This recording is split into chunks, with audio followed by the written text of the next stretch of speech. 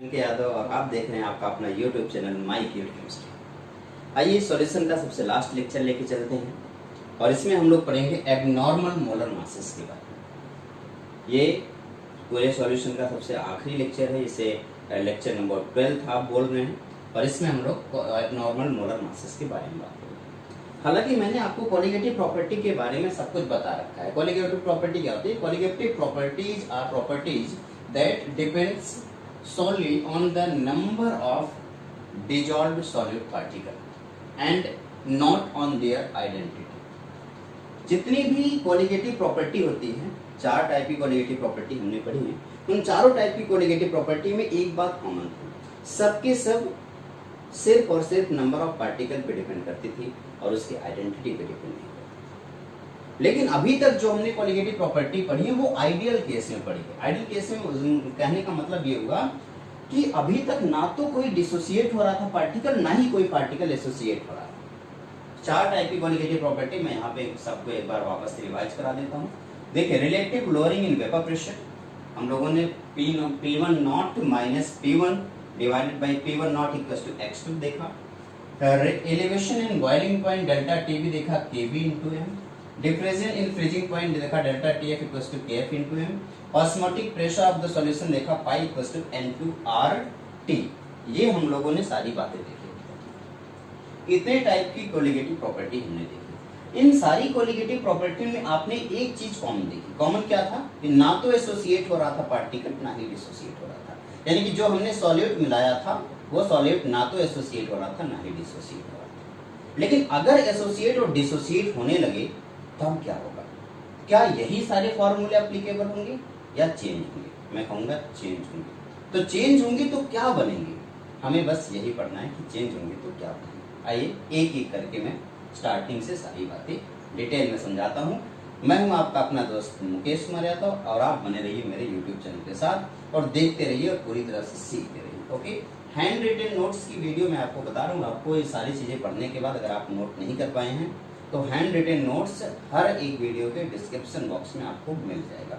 आप वहां से हैंड रिटन नोट्स डाउनलोड कर लीजिए और आराम से मस्त होकर के पढ़ाई कीजिए। ठीक, चलिए ठीक है, स्टार्ट करते हैं। Relative lowering in vapour pressure, elevation in boiling point, diffusion in freezing point and osmotic pressure. मैं आपसे कह रहा हूं अगर कोई पार्टिकल डिसोसिएट होगा या एसोसिएट होगा तब जाकर के ये फॉर्मूला एप्लीकेबल नहीं कर सकते। हम सिर्फ तभी एप्लीकेबल करेंगे जब कोई पार्टिकल ना तो डिसोसिएट हो ना ही एसोसिएट हो। जब कोई पार्टिकल डिसोसिएट होता है तो नंबर ऑफ पार्टिकल इंक्रीज करते हैं, जबकि जब भी कोई पार्टिकल एसोसिएट होता है तो नंबर ऑफ पार्टिकल डिक्रीज करते हैं। कोई चीज टूटेगा तो ऑब्वियसली नंबर ऑफ पार्टिकल बढ़ जाएंगे और कोई चीज अगर कंबाइन होगा तो ऑब्वियसली नंबर ऑफ पार्टिकल कम हो जाएंगे। तो मैंने अभी कहा colligative property number of particle पे डिपेंड करती है और अगर कोई भी चीज सॉल्यूशन में जाने के बाद टूट जा रहा है यानी कि उसके नंबर ऑफ पार्टिकल्स बढ़ जा रहे हैं तो कोलिगेटिव प्रॉपर्टी तो चेंज होनी ही है। या कोई सॉल्यूशन के अंदर जाने पे कंबाइन हो जा रहा है, कंबाइन होने का मतलब उसके नंबर ऑफ पार्टिकल्स कम हो जा रहे हैं और नंबर ऑफ पार्टिकल्स कम हो जाने हैं, इसका मतलब कोलिगेटिव प्रॉपर्टी तो चेंज होनी ही है। अब हमें ये पता करना है कितनी चेंज होंगी और कैसे चेंज होंगी। ठीक है, तो हमें उसके बारे में डिटेल में देखना है।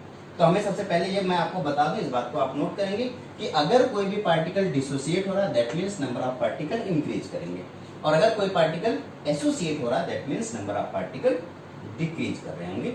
इससे कोलिगेटिव प्रॉपर्टी चेंज हो रही होगी। कितनी चेंज होगी उसके बारे में हम बात करते हैं। ठीक है, सपोज दैट अगर मैं एसिड के बारे में बात करता हूँ, बेस के बारे में बात करता हूँ या किसी सॉल्ट के बारे में बात करता हूँ, तो अब आपको हमेशा पता है एसिड, बेस या सॉल्ट जब भी कभी सॉल्यूशन के अंदर जाते हैं तो या तो एसोसिएट होंगे या तो डिसोसिएट होंगे। नॉर्मल केस में ऐसा हमेशा होता है और अगर ऐसा होता है तो इसका मतलब ये हो गया कि इसकी कोलिगेटिव प्रॉपर्टी तो चेंज होनी ही होनी। एग्जाम्पल लेके चलते हैं। सपोज दैट आपके पास पोटेशियम क्लोराइड है KCl। इस पोटेशियम क्लोराइड को मैंने वाटर के अंदर डिसॉल्व किया, तो जैसे मैंने इसको वाटर के अंदर डिसॉल्व किया देखिए क्या होगा। आप कहेंगे सर इस एक्वस सॉल्यूशन में पोटेशियम और क्लोरीन अलग हो गए, यानी कि 1 मोल K+ और 1 मोल Cl- आयन बन गया, जबकि आपने 1 मोल KCl ही डाला था। आपने तो अपने हिसाब से 1 मोल KCl डाला था, यानी कि number of particle Avogadro number के इक्वल ही थे, लेकिन जैसे वो पार्टिकल सॉल्यूशन के अंदर वो सॉल्यूट आया वो दो अलग अलग पार्टिकल में डिवाइड हुआ। मैंने आपको बताया ना कोलिगेटिव प्रॉपर्टी सिर्फ इस पर डिपेंड करती है कितने नंबर ऑफ पार्टिकल हैं, इस पर कभी डिपेंड नहीं करती कि पार्टिकल का साइज छोटा है पार्टिकल का साइज बड़ा है ना, इस पर कभी नहीं, कितने हैं बस इसी पे डिपेंड करता है, आइडेंटिटी पे डिपेंड नहीं करता कितने हैं। तो आपने कहा सर जब एक बड़ा सा केसीएल अंदर गया 2 पार्ट में टूट गया, एक के में एक सीएल में, यानी कि नंबर ऑफ पार्टिकल इंक्रीज कर गए, और जब नंबर ऑफ पार्टिकल इंक्रीज कर जाएंगे तो कोलिगेटिव प्रॉपर्टी ऑब्वियसली चेंज होगा। कैसे चेंज हो रहा होगा आप देखेंगे और उसको सीखेंगे, ठीक है। तो हमने क्या कि 1 मोल KCl को जैसे डिसॉल्व किया पानी में 1 मोल K plus and 1 mole Cl minus ion बन के तैयार हो गया। अब इस तरीके से नंबर ऑफ इफेक्टिव पार्टिकल कितने हो गए, आप कहेंगे 1 मोल K plus 1 mole Cl minus, that means 2 moles हो गए। आपने क्या सोच के डाला था कि 1 मोल डालना है, लेकिन नंबर ऑफ इफेक्टिव पार्टिकल कितने हो गए, 2 मोल्स हो गए, ठीक है। नंबर ऑफ इफेक्टिव पार्टिकल यानी कि नंबर ऑफ पार्टिकल इंक्रीज कर गए, ठीक। और नंबर ऑफ पार्टिकल इंक्रीज कर गए तो जितने भी कोलिगेटिव प्रॉपर्टी हैं जैसे कि depression, freezing point, elevation, boiling point या ऑस्मोटिक प्रेशर, इन सब में कहीं ना कहीं कोई न कोई चेंजमेंट हुआ ही होगा, इस बात की तो श्योरिटी है ही। क्यों? क्योंकि ये सारी चीज किसके ऊपर डिपेंड करती है, नंबर ऑफ पार्टिकल के ऊपर। आइए समझने की कोशिश करें। आपको पता है molar mass is inversely proportional to colligative property, पहली बात तो ये हो गई। जितनी भी कोलिगेटिव आपने प्रॉपर्टी पढ़ी थी उन सारी कोलिगेटिव प्रॉपर्टी में आपने देखा था कि ये सबके सब मोलरिटी या मोलैरिटी के डायरेक्टली प्रोपोर्शनल। तो अगर ये कॉन्सेंट्रेशन के डायरेक्टली प्रोपोर्शनल होते हैं तो कॉन्सेंट्रेशन का मतलब number of moles divided by volume of solution. देखिए मैंने आपको बताया जितनी भी कोलिगेटिव प्रॉपर्टी पढ़ा आपने वो सब या तो मोलैरिटी या तो मोलैलिटी के ऊपर डिपेंड करते हैं। जैसे अगर मैं आपसे बताऊं relative lowering in vapour pressure delta P, अब ऐसे आपने पढ़ा delta P upon P1 not, ऐसा कुछ आपने पढ़ा था, this is equal to x2, ऐसा कुछ पढ़ा था। तो ये x2 यानी कि मोल फ्रैक्शन, मोल फ्रैक्शन यानी कि मोल्स, ये भी किससे रिलेट कर रहा है, मोल से रिलेट कर रहा है। ओके, दूसरी बात मैंने आपको बताई थी delta TB directly proportional to molarity, molarity यानी कि moles divided by mass of solvent, ये भी किसके डायरेक्टली प्रोपोर्शनल है, मोल्स के। अच्छा मैं delta TF this is also directly proportional to molarity, ये भी किसके डायरेक्टली प्रोपोर्शनल है, मोल्स के डायरेक्टली प्रोपोर्शनल। इसी तरीके से मैं आपसे ये बोलूं कि जरा आखिरी वाला पोर्शन यानी कि किसके बारे में, कॉन्सेंट्रेशन के बारे में बात करें तो आपको पता है कि ऑस्मोटिक प्रेशर की बात करें तो osmotic pressure this is directly proportional to concentration, और कॉन्सेंट्रेशन भी इसका मतलब number of moles divided by volume, ये भी किससे रिलेट कर रहा है, मोल से रिलेटेड कर रहा है। तो जितने भी यहाँ पे हैं जितनी भी कोलिगेटिव प्रॉपर्टी है सारी कोलिगेटिव प्रॉपर्टी किससे रिलेट कर रहे हैं, मोल से रिलेट कर रहे हैं। अब हम देखते हैं वो मोल किससे रिलेट करता है, मोल से सब रिलेट कर दिए, लेकिन अब हमें ये देखना है कि वो मोल आखिर किससे रिलेट करता है। आप सबको पता है अगर आपको मोल्स निकालने हैं तो मोल्स निकालने के लिए मोल दिस इज इक्वल टू आपको पता है given mass by molar mass, यही तो होता है given mass by molar mass. आपने कहा कि आपने जितना NaCl या KCl डाला है वो अंदर जाके मास तो चेंज ही नहीं हो रहा, गिवन मास में कोई चेंज नहीं हो रहा, लेकिन मोलर मास चेंज हो रहा है, K प्लस अलग हो रहा है, Cl माइनस अलग हो रहा है। यानी कि आप कह सकते हैं जितनी भी कोलिगेटिव प्रॉपर्टी वो नंबर ऑफ मोल्स के डायरेक्टली प्रोपोर्शनल है और number of moles molar mass के इनवर्सली प्रोपोर्शनल है, that means colligative property is inversely proportional to molar mass. तो कोलिगेटिव प्रॉपर्टी मोलर मास की क्या होगी, इनवर्सली प्रोपोर्शनल होगी। ठीक है, कैसे हुई मैंने आपको सारी बात डिटेल में बता दी। तो कोलिगेटिव प्रॉपर्टी किसके इनवर्सली प्रोपोर्शनल है, मोलर मास की इनवर्सली प्रोपोर्शनल। ठीक है, अब आगे बढ़ते हैं। आप सबको पता है the experimentally determined the molar mass will always be lower than the true value of dissociation। जब डिसोसिएशन हुआ तब हम लोगों ने एक्सपेरिमेंटली ये पता किया कि जो मोलर मास जब हम लोग KCl को सॉल्यूशन के अंदर डाल रहे थे तो सॉल्यूशन का जो मोलर मास होना चाहिए एक्चुअली में सॉल्यूशन के अंदर जाते ही उसका molar mass experimental molar mass के कुछ अलग, जो हम लोगों ने मोलर मास सोचा था उससे कुछ अलग मोलर मास दिखा। वो मोलर मास हमेशा क्या दिखा, lower than the true value of dissociation. जो हम लोगों ने सोचा था डिसोसिएशन में जो वैल्यू मोलर मास की आई वो हमेशा कम आएगी। आइए ये एक्सपेरिमेंट बताता है कि हमेशा कम आती है। अब आइए देखते हैं। आपने कहा नंबर ऑफ इफेक्टिव पार्टिकल क्या हुआ, 1 मोल ऑफ के प्लस 1 मोल ऑफ सी, यानी कि कितने मोल हो गए, 2 मोल। तो आपने ये भी कहा कि जब मोलर मास जितना हमने सोचा था वो 2 पार्ट में डिवाइड हो गया, यानी कि मोलर मास जो होता है वो एक्सपेक्टेड वैल्यू डिवाइडेड बाय 2। आपने जो सोचा था, कितना सोचा था आपने सोचा था क्या, केसीएल का जो एक्सपेक्टेड मोलर मास होगा वो 74.5 होना चाहिए, लेकिन वो 2 पार्ट में डिवाइड हो रहा है। क्यों? क्योंकि पहले आपने केसीएल डाला तो नंबर ऑफ मोल्स वन ही थी, 1 मोल केसीएल था, और अब वो कितने मोल हो गए, 2 मोल्स हो गए। आपने कहा 1 मोल सीएल की 1 मोल की डिसोसिएट होने के बाद, दैट मींस उसका मोलर मास कितना हो जाएगा, हाफ हो चुका होगा। तो आप कहेंगे मोलर मास एक्सपेक्टेड वैल्यू से हाफ हो जाएगा, यानी कि 37.25 हो जाएगा। जो आप एक्सपेक्ट कर रहे हैं मोलर मास का केसीएल का, हमेशा मोलर मास एक्सपेक्टेड वैल्यू से कम हो जा रहा है, यानी कि 37.25 हो जा रहा है। डिसोसिएशन के टाइम पे मैं आपको ये बात बता रहा हूँ, ठीक है। ओके, तो जैसे आपने केसीएल या कोई भी सॉल्यूशन इसके अंदर डाला और वो डिसोसिएट हुआ, डिसोसिएट होने के बाद मोलर मास क्या हो रहा है, हमेशा डिक्रीज हो रहा है, और मोलर मास डिक्रीज होगा तो कोलिगेटिव प्रॉपर्टी क्या हो जाएगा, इंक्रीज हो जाएगा। अभी हमने देखा molar mass is inversely proportional to colligative property, तो डिसोसिएशन के टाइम में मोलर मास डिक्रीज कर रहा है, यानी कि कोलिगेटिव प्रॉपर्टी इंक्रीज कर रहा होगा, ठीक है। चलिए मैं 1 मिनट के लिए जरा एसोसिएशन के बारे में बात करता हूँ। अगर मान लीजिए आपके पास RS है और RS आपस में मिलकर के RS2 बना रहे हैं, 1 मिनट के लिए ऐसे मैं सोच रहा हूँ, ठीक है, कि RS और RS आपस में मिले और क्या बना ले, RS2 बना दिए।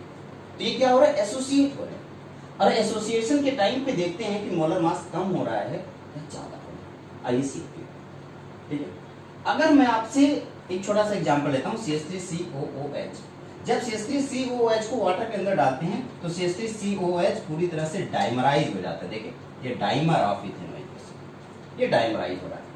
तो आपने कहा कि पहले सर इसका जो मोलर मास था, अब उसका मोलर मास जस्ट डबल होगा। पहले सिर्फ किसका मोलर मास था, इसका मोलर मास था, अभी इतना वाला जो पोर्शन जो अभी एक्स्ट्रा ऐड हुआ है वो भी तो इसके मोलर मास में आ जाएगा ना, क्योंकि अब वो मॉलिक्यूल मिलकर एक मॉलिक्यूल हुआ, यानी कि पहले जितना मोलर मास आपने एक्सपेक्ट किया था अब मोलर मास जस्ट डबल हो जाएगा, यानी कि एसोसिएशन के केस में मोलर मास इंक्रीज कर जाएगा। और अगर एसोसिएशन के केस में मोलर मास इंक्रीज कर गया तो आपको पता है molar mass is inversely proportional to colligative property, that means colligative property decrease कर जाएगी। तो number of effective particles in the solution decreases. इसके केस में एसोसिएशन के केस में number of effective particle decrease कर जाएंगे, और जब number of effective particle decrease कर गए तो आपने जो वैल्यू एक्सपेक्ट की थी उस वैल्यू का जस्ट डबल हो जाएगा। आपने कहा कि ऑब्जर्व्ड जो कोलिगेटिव प्रॉपर्टी है और एक्सपेक्टेड कोलिगेटिव जो एक्सपेक्टेड वैल्यू है उस एक्सपेक्टेड वैल्यू से क्या हो जाएगा, जस्ट डबल हो जाएगा। मॉलिक्यूलर मास क्या हो जाएगा, एक्सपेक्टेड वैल्यू का जस्ट डबल। और आपको पता है मॉलिक्यूलर मास और कोलिगेटिव प्रॉपर्टी क्या होती है, एक दूसरे की इनवर्सली प्रोपोर्शनल होती है। अगर मॉलिक्यूलर मास एक्सपेक्टेड वैल्यू के जस्ट डबल हो जाएगा तो आप कहेंगे कोलिगेटिव प्रॉपर्टी एक्सपेक्टेड वैल्यू का जस्ट हाफ हो जाएगा। क्यों? क्योंकि ये दोनों कैसे हैं, एक दूसरे के इनवर्सली प्रोपोर्शनल। अभी मैंने थोड़ी देर पहले आपको ये बात बताई थी कि यहाँ पे molecular mass colligative property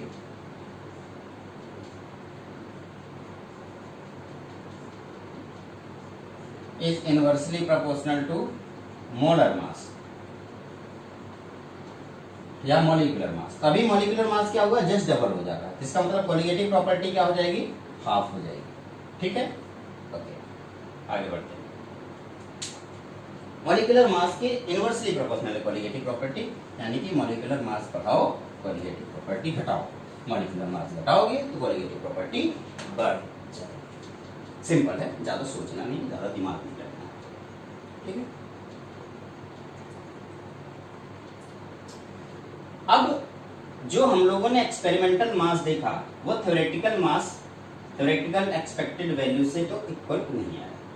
in दोनों के केस में जो हम लोगों ने एक्सपेरिमेंटल जो सोचा था वो अलग आया, और इसी को हम लोग एबनॉर्मल मोलर मास का नाम देते। नॉर्मल नहीं रह गया, एबनॉर्मल हो गया, बदल गया, जो हमने सोचा था वो नहीं हुआ, इसलिए इसका नाम हो गया एबनॉर्मल मोलर मासेस। तो एबनॉर्मल मोलर मासेस दो केस में आएगा, एक एसोसिएशन और एक डिसोसिएशन के केस में।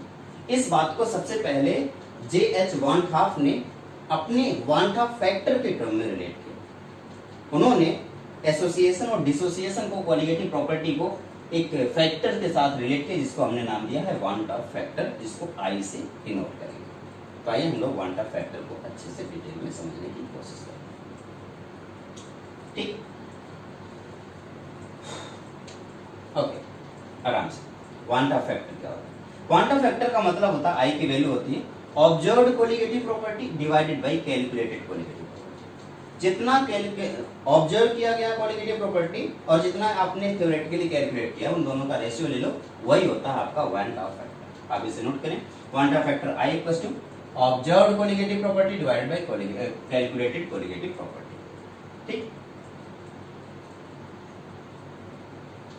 वांट ऑफ फैक्टर का ये फॉर्मूला है। आप इसे अपनी कॉपी में जल्दी से नोट कर लें।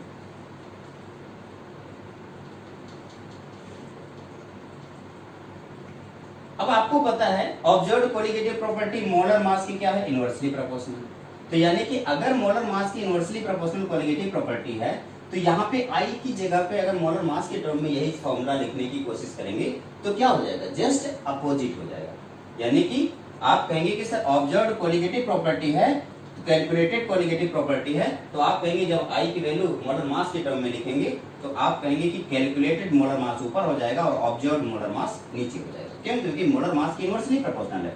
तो ऑब्जर्व्ड कोलिगेटिव प्रॉपर्टी की जगह पे कैलकुलेटेड मोलर मास उल्टा हो जाएगा। देखो, ऑब्जर्व ऊपर है, कैलकुलेटेड नीचे है, तो मोलर मास की केस में कैलकुलेटेड ऊपर आ जाएगा, ऑब्जर्व नीचे आ जाएगा। तो i equals to MC divided by MO. MC क्या है? Calculated molar mass divided by MO क्या है? Observed molar mass. ये कैलकुलेटेड मोलर मास हो गया, ये ऑब्जर्व्ड मोलर मास। ऑब्जर्व्ड का मतलब एबनॉर्मल मोलर मास, जो हमने देखा, क्या ऑब्जर्व किया, क्या एबनॉर्मल आया, और ऊपर क्या है? Normal molar mass. तो जब भी कभी हमें मोलर मास निकालना हो तो van't Hoff factor I equals to normal molar mass divided by abnormal molar mass. आप ऐसे लिख सकते हैं, ये क्या है? नॉर्मल मोलर मास और ये है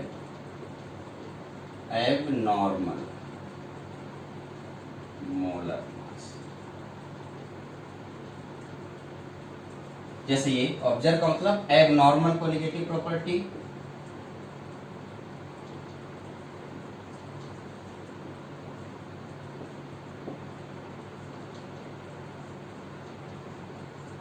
डिवाइडेड बाय, इसकी जगह पे क्या लिख देंगे? Normal colligative property.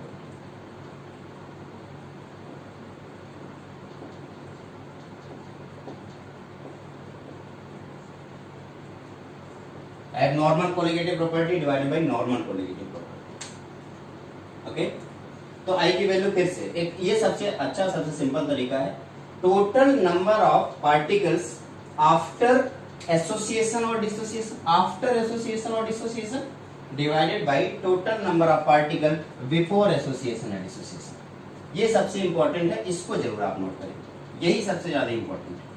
After association या डिसोसिएशन और बिफोर एसोसिएशन या डिसोसिएशन। एसोसिएशन या डिसोसिएशन के पहले नंबर ऑफ पार्टिकल कितने थे और एसोसिएशन या डिसोसिएशन के बाद नंबर ऑफ पार्टिकल कितने हुए, उन दोनों के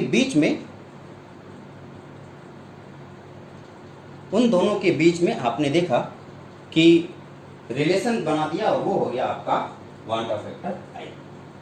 आई equals to total number of moles of the moles of the particle या molecular of the particle या number of particle after association or dissociation divided by before association and dissociation।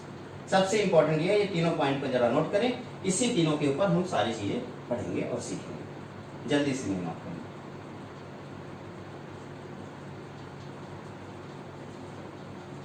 Okay, तो मैं उम्मीद करूंगा कि अब तक आप नोट कर चुके होंगे।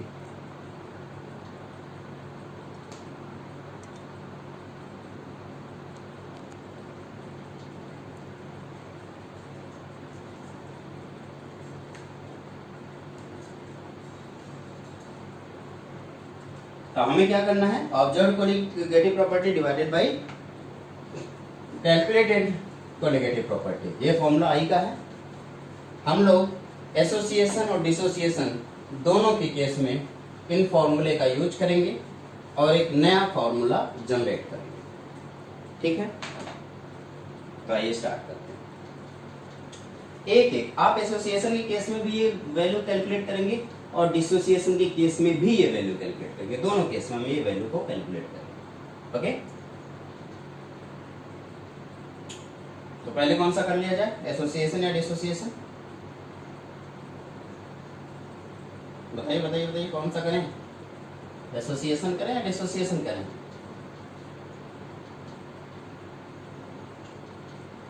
आप कुछ भी करेंगे, आपको एक बात याद रखनी है, ऑब्जर्व कोलिगेटिव प्रॉपर्टी और कैलकुलेटेड कोलिगेटिव प्रॉपर्टी में आपको पता है आई की वैल्यू डिसोसिएशन के केस में हमेशा इंक्रीज होगा। क्यों इंक्रीज हो रहा है? क्योंकि नंबर ऑफ पार्टिकल इंक्रीज हो रहा है। तो क्वांटा फैक्टर हमेशा इंक्रीज, क्वांटा फैक्टर का मतलब कितने नंबर ऑफ पार्टिकल, मैंने बोला ना number of particle after dissociation divided by number of particle before dissociation.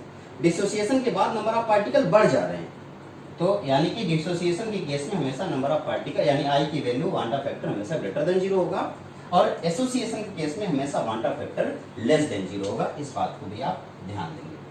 Quanta factor greater than 0 that means dissociation हो रहा है, quanta factor less than 0 that means association हो रहा है। क्यों? क्योंकि आपको पता है कि जब कोई चीज टूटता है तो नंबर ऑफ पार्टिकल बढ़ते हैं तो आई की वैल्यू बढ़ जाएगी, और जब कोई चीज जुड़ जाता है नंबर ऑफ पार्टिकल कम होते हैं तो आई की वैल्यू डिक्रीज कर जाएगी, कम हो जाएगी। तो सबसे पहले हम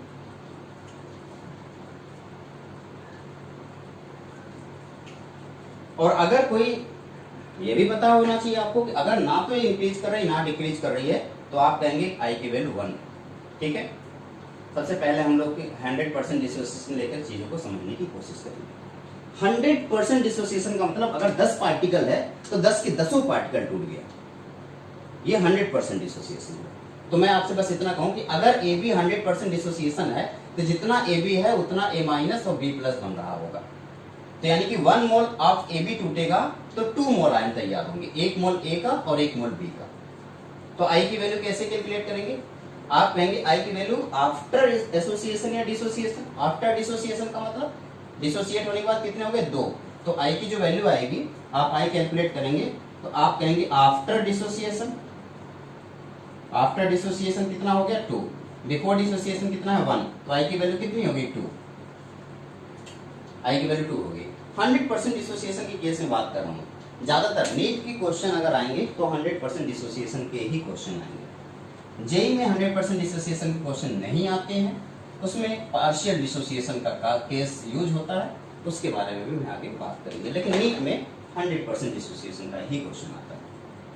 तो आप कहेंगे ए जब टूटेगा तो ए प्लस बी माइनस या ए माइनस बी प्लस में टूटेगा, तो पहले अगर 100% डिसोसिएशन है तो ए बी का 1 मोल 2 मोल में टूट जाएगा, तो आई की वैल्यू क्या हो जाएगा? 2। अगर ये 3 मोल में टूटता तो आई की वैल्यू हो जाता 3। अगर ये 4 मोल में टूटता तो आई की वैल्यू हो जाता 4। ठीक है, तो जैसे अगर मैं एग्जांपल दूं तो आपको केसीएल देख लेना चाहिए। केसीएल 100% डिसोसिएट होगा तो 1 मोल केसीएल 1 मोल के प्लस और 1 मोल सीएल माइनस में टूटेगा, यानी कि 100% डिसोसिएशन से केसीएल की आई की वैल्यू कितनी हो जाएगी? 2। आई की वैल्यू क्या हो जाएगी? 2। क्यों? क्योंकि आप कहेंगे कि सर आफ्टर डिसोसिएशन कितना है? 2। बिफोर डिसोसिएशन कितना है? 1। After dissociation 1 plus 1 2, before dissociation 1। तो आई इक्वल्स टू 2/1 यानी कि 2। तो आई की वैल्यू क्या आ गई? 2।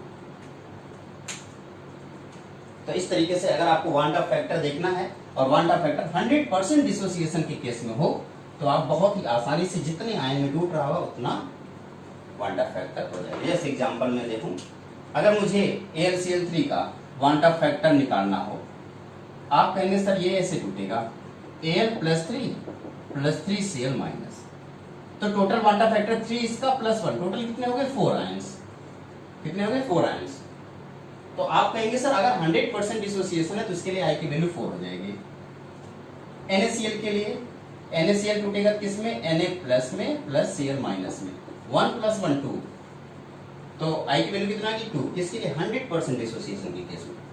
CaCl2 की बात करूंगा तो आप कहेंगे Ca प्लस 2 Cl माइनस 2, यहाँ पे प्लस 1 कितना हो गया? 3। टोटल कितना हो गया? 3। क्वांटा फैक्टर कितना हो गया? 3। ये सिर्फ और सिर्फ 100% डिसोसिएशन के केस में। 100% डिसोसिएशन के केस में टोटल जितने नंबर ऑफ आयन बन रहे हैं वही उसका क्वांटा फैक्टर है डिसोसिएशन के केस में।